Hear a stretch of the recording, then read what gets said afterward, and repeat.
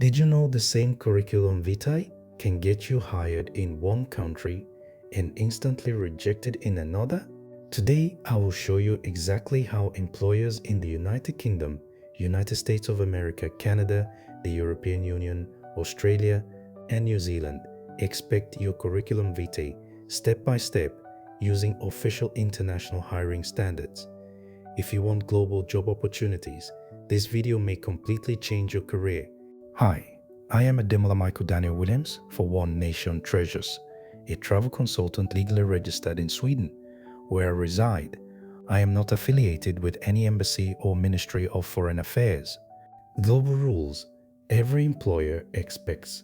Before we look at country differences, all employers look for these 5 fundamentals: clear structure, reverse chronological experience, measurable achievements, easy applicant tracking system readability, and maximum clarity within seconds.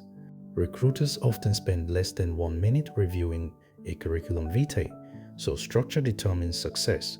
The European Environment Agency emphasizes a universal structure that works worldwide. This structure includes contact information, a professional summary, work experience, skills, education, certifications, and languages. Now, let us look at specific countries, starting with the United Kingdom curriculum vitae format.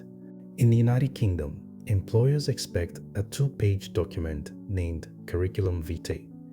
Photos are not allowed, and the tone must be professional and concise. Employers expect a personal statement at the top summarizing your value immediately. The layout starts with your name and contact details, a personal statement of 4 to 5 lines, key skills and work experience with the latest first. Be careful to avoid mentioning your age, marital status, or nationality.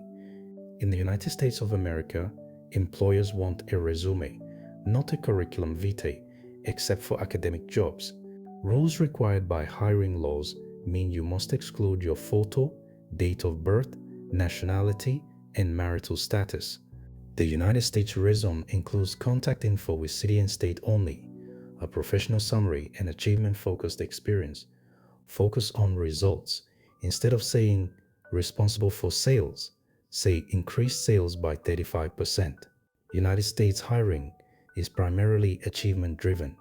Canada closely follows the United States model. Keep it to 1 or 2 pages, with no photo or personal data. Canadian employers strongly value measurable impact, teamwork, examples, and bilingual ability, especially in Quebec. Across the European Union, employers prefer structured curriculum vitae like the Europass format.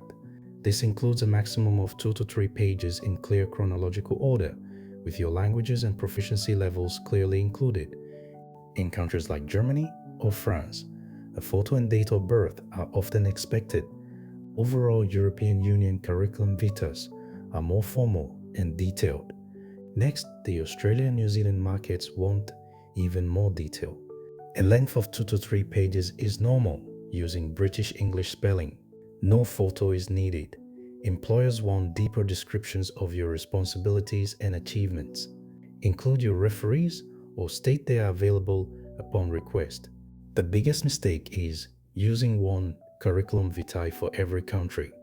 Employers instantly notice when candidates do not understand local hiring culture, and that alone can cost interviews. If this helped you, save this video and follow for more global career strategies. Thank you for watching, and God bless. Always remember that your greatest passport is knowledge. Bye for now. I will see you in the next video.